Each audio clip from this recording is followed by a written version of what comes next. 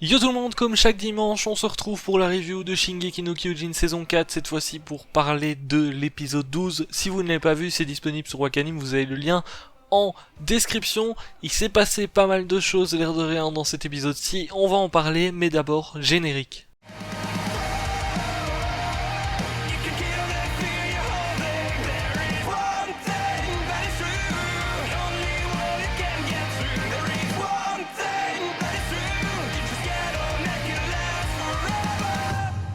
Dans cet épisode, les choses ont enfin commencé à bouger. C'était bien beau la semaine dernière de voir un petit peu où en était Gabi, Falco et leur rencontre surtout avec la famille de Sacha. Mais c'est vrai que on oubliait un petit peu le principal depuis quelque temps, c'est-à-dire Eren, Sieg. Et là, on retourne un petit peu là-dedans, même si on avait eu des petites choses assez intéressantes aussi la semaine dernière par rapport à ce que ça engendre dans cet épisode-ci.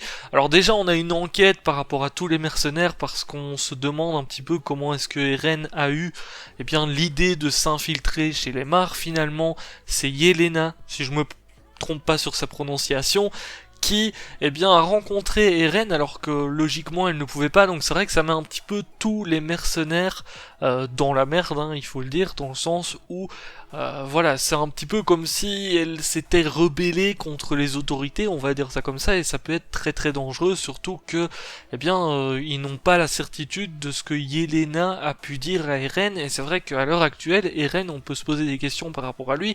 Est-ce qu'il est vraiment du côté de Sieg? Est-ce qu'il a un plan en tête? Ou bien est-ce qu'il est un petit peu manipulé finalement? Parce que là, Yelena qui va voir Eren, c'était pour le pousser entre guillemets à agir un petit peu plus vite pour donner le premier coup, histoire que tout le monde au niveau de l'île du paradis le suive, et c'est ce qu'Eren a fait, même si en soi Yelena elle a juste soumis l'idée, on va dire ça comme ça, et encore, elle a pas dit à Eren, bah go attaquer les Mar, en tout cas, d'après ce qu'elle raconte, elle a juste dit, il faut commencer à agir le plus vite possible, parce que ça commence à devenir pressant. Et c'est vrai que Eren a pris la décision d'infiltrer les Mar, etc. Donc à ce niveau-là, c'était assez intéressant, même si ça met les mercenaires, alors à l'heure actuelle je sais pas encore si ils sont vraiment du côté de l'île du paradis ou pas, parce que c'est vrai que le coup de Yelena, surtout qu'on connaît pas les intentions de Sieg, parce que à l'heure actuelle Sieg, d'après ce qu'on nous dit, il serait plutôt du côté des Eldiens. Le problème c'est qu'il a déjà retourné sa veste une fois, donc est-ce qu'on peut le croire ou pas? Est-ce qu'il a pas un autre plan derrière la tête? Bah ça reste à voir finalement. C'est vrai que si il arrive à récupérer Eren de son côté, bah ça peut devenir carrément un duo incroyable, et surtout ils peuvent avoir énormément de puissance, ça il faut pas l'oublier. Malgré que Eren à l'heure actuelle on sache pas trop ses pensées non plus, on sait pas si, comme j'ai dit, il est du côté de Sieg ou pas, mais c'est vrai que s'il se fait manipuler, même si je doute parce que Eren je pense qu'il est assez intelligent pour pas se faire manipuler, et vu ce qu'il fait dernièrement, vu ses réactions, etc., je pense qu'il est au courant quand même de ce qu'il fait, et je doute que ça soit de la manipulation, mais on ne sait jamais finalement ce qui peut arriver. Et du coup, bah c'est vrai que là, Eren, il arrive à s'évader dans cet épisode-ci, et il y a pas mal de petites choses qui se passent autour de ça, parce que l'épisode est centré carrément autour d'Eren, et surtout des pro-Eren, de son groupe pro-Eren finalement. On a, comme je l'ai dit, Eren qui arrive à s'échapper, alors parce qu'il a tout simplement de l'aide extérieure. On avait déjà vu dans le dernier épisode qu'il y avait le groupe de Frog, j'oublie à chaque fois son nom, c'est Frosh, Foch, Frog, enfin soit, vous m'avez compris, qui sont en soi des pro-Eren, hein, on va les appeler comme ça. Donc tout un groupe qui sont du côté d'Eren et qui sont prêts finalement à tout pour Eren. D'ailleurs c'est grâce à eux que Eren arrive à s'échapper, et là bah ils sont carrément du côté d'Eren, et Eren on a l'impression qu'il est plus du tout avec tout le bataillon, etc. Il a ses idées, ceux qui l'aiment ils le suivent, et puis tant pis. Bon, ça reste à voir, parce qu'il faudrait voir si par exemple Mikasa ou Armin vont le revoir à un moment donné, et quelle sera sa réaction bien évidemment par rapport à tout ça. Mais à l'heure actuelle, Eren, j'ai l'impression qu'il a son idée qui est dans sa tête. Nous on la connaît pas encore exactement, mais à mon avis il veut juste réussir à réaliser ce qu'il a envie de faire, et puis c'est tout. Donc on a pas mal de choses qui se passent, on a son évasion, en même temps on a un attentat dans le QG pour tuer Zackley, parce que Zackley avait en soi pris une décision, ou en tout cas c'est ce qu'on pense, avait pris une décision par rapport à Eren, et la décision c'était très certainement de le tuer. Donc finalement il y a un attentat qui a été mis là. Je trouve ça un petit peu dommage parce qu'en fait, pendant toutes les scènes où on voit justement ce qui se passe au QG, tu commences à avoir des petits doutes sur ce qui se passe parce qu'on voit 3 recrues du bataillon d'exploration qui sont là et qui ont rien à foutre là en soi. Puis quand on a la conversation avec Mikasa Armin, on nous montre bien la chaise qui a été amenée dans le bureau de Zackley. Et puis finalement t'as l'explosion et en fait le reste est expliqué dans l'épisode, c'est-à-dire qu'on a eu un petit moment où on se posait des questions, et puis finalement on nous dit carrément, bah oui, tiens, il y a eu, je crois que c'est Armin qui donne les informations comme ça, mais comme quoi il y a eu effectivement des recrues qui avaient rien à faire là, qui étaient là, qui avaient amené le siège, et donc c'était très certainement ça.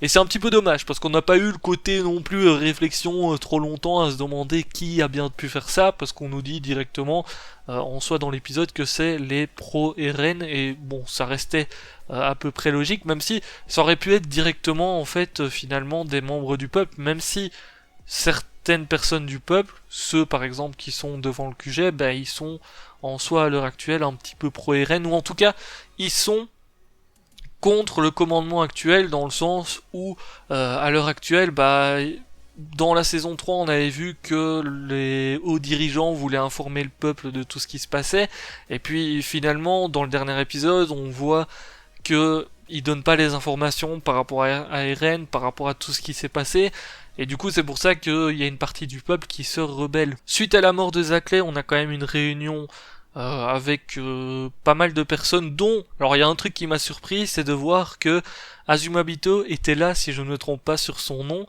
dans le sens où, en fait, finalement, c'est des problèmes qui concernent l'interne à l'île du paradis, et finalement elle est là lors des réunions, etc. Alors personnellement à sa place j'aurais peur. Bon, elle a l'air quand même déterminée à aider l'île du paradis et surtout Mikasa en priorité, mais c'est vrai qu'à sa place j'aurais peur, hein, voir qu'il se passe plein de choses comme ça dans un pays qui sont censés être tes alliés.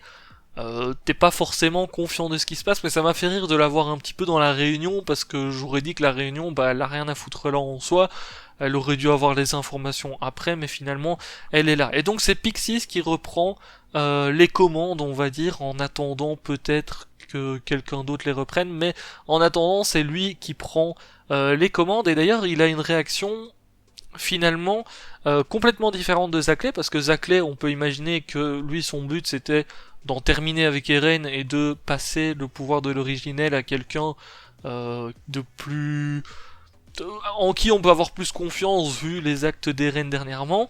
Et Pixies, il est pas trop dans ce genre-là. Lui, il veut essayer de protéger un maximum de monde, il veut pas qu'il y ait d'autres victimes, et il veut en soi que les querelles internes s'arrêtent rapidement. Et du coup, pour lui, le mieux, bah, c'est d'essayer de négocier tout simplement avec Eren, comme ça, peut-être qu'il y aura moyen de négocier un petit truc, il y aura moins de perte de temps, parce que là, clairement, s'ils doivent commencer à poser des questions à tout le monde et tout, on va jamais s'en sortir, hein. Clairement, ils vont jamais s'en sortir. Ils vont poser des questions à tout le monde. Ils vont perdre plein de temps. Pendant ce temps-là, Eren et son groupe, ils pourront agir tranquillement. Donc c'est vrai que le fait de vouloir demander des négociations, je pense que c'est effectivement le meilleur choix. Ou en tout cas, c'est peut-être potentiellement celui que j'aurais fait aussi à sa place, parce que c'est le plus safe entre guillemets. Alors il faut voir jusqu'où Eren est prêt à aller bien évidemment, et si ils vont avoir le temps peut-être de négocier, de le retrouver, surtout avant qu'Eren trouve Sieg, parce que là Eren il est parti à la recherche de Sieg, c'est son objectif, c'est de le trouver. Une fois qu'ils seront ensemble, on se pose quand même des questions sur ce qui va se passer, mais ça peut être très dérangeant pour l'île du paradis d'une manière générale. D'un autre côté, on a Hansi et son groupe à la fin de l'épisode qui vont essayer d'enquêter aussi, voir un petit peu les relations de Yelena et tout, et pour ça, eh bien, Hansi propose de se diriger vers le restaurant de Nicolo, si je ne me trompe pas, je crois que c'est Nicolo qui a le restaurant, ou en tout cas c'est là où il travaille. Et c'est justement là-bas que Falco et Gabi vont aller, parce qu'on avait vu dans le dernier épisode que la famille de Sacha ou en tout cas les proches de Sacha, avaient été invités, c'était peut-être dans l'épisode même d'avant, par Nicolo pour une bouffe, parce que Sacha aimait bien la bouffe là-bas, et finalement, Falco Gabi se sont fait un petit peu emporter dedans, et là, ben, ça peut clairement poser des problèmes, parce que quand Hansi, etc., ils vont débarquer et qu'ils vont potentiellement voir Gabi Falco, à mon avis, tous les mercenaires, ça va encore plus sentir le roussi, là. D'ailleurs, il y a un truc que je trouve assez étonnant, quand même, pour le moment, c'est que, en fait, l'évasion des reines, on nous l'a dit directement, mais on n'a pas reparlé, finalement, de l'évasion de Gabi Falco, ou en tout cas, on les a vus dans le dernier épisode, qu'ils se sont évadés, etc., ce qu'ils ont fait, mais les autorités, on sait pas, et ils en parlent pas en fait. C'est comme si le garde il s'est fait buter, bon je pense qu'il doit être mort vu ce qu'il a pris par Gabi, et c'est tout en fait, c'est tout. Genre personne n'en a reparlé derrière, c'est-à-dire que personne ne les recherche à l'heure actuelle. C'est un petit peu ça, hein. On a l'impression que il y a rien qui se passe à ce niveau-là. Donc bon, on verra bien quand Hansi et tout vont débarquer potentiellement au restaurant s'ils y arrivent et que Gabi Falco se trouve toujours là-bas, ce qui va se passer. Mais à mon avis, ça risque d'être compliqué. J'aimerais bien voir aussi ce qui va se passer quand Gabi Falco vont rencontrer potentiellement Nicolo. Est-ce qu'il va se passer un truc bizarre ou pas? Ça, on verra. Et information aussi de fin d'épisode, et ça je m'y attendais pas du tout pour le coup, c'est qu'on a Pic qui est, alors je sais pas, peut-être que vous prononcez Piek, mais moi je dis Pic, qui est infiltré dans l'île du paradis. Et alors ça par contre je m'y attendais pas du tout, parce que à la fin du dernier épisode, après le générique, du coup j'en avais parlé dans la review, mais on a vu que du côté des Mars, ça voulait se bouger le plus possible, parce qu'ils avaient trouvé l'équipement tridimensionnel et tout, ils avaient bien soupçonné que Sieg était encore vivant, donc ils se doutaient un petit peu de ce qui se passait, et finalement dans cet épisode-ci, on a déjà quelqu'un qui est infiltré dans l'île du paradis. J'ai trouvé ça hyper rapide, et j'ai l'impression que c'était hyper facile surtout. Donc ça m'a hyper perturbé de la voir là, déjà là. Alors qu'est-ce qui va se passer aussi? Je suppose qu'elle va essayer de retrouver Sieg. Alors est-ce que c'est encore un coup de Sieg? Est-ce qu'il a anticipé quelque chose finalement? Bah ça reste à voir, parce que Sieg en fait, par rapport à ce qu'il veut faire, je me pose à chaque fois des questions maintenant, parce que les retournements de veste avec lui, ou les plans élaborés qui peuvent très bien foirer, bon... Voilà, je me dis qu'il peut très bien avoir manigancé tout ça. Finalement, là, il fait genre qu'il est du côté de l'île du paradis. Il sait très bien que du côté des Mars, ça va se bouger, que peut-être Pic va arriver, et puis, à partir de ce moment-là, ils vont peut-être pouvoir récupérer Ren comme ça, ou...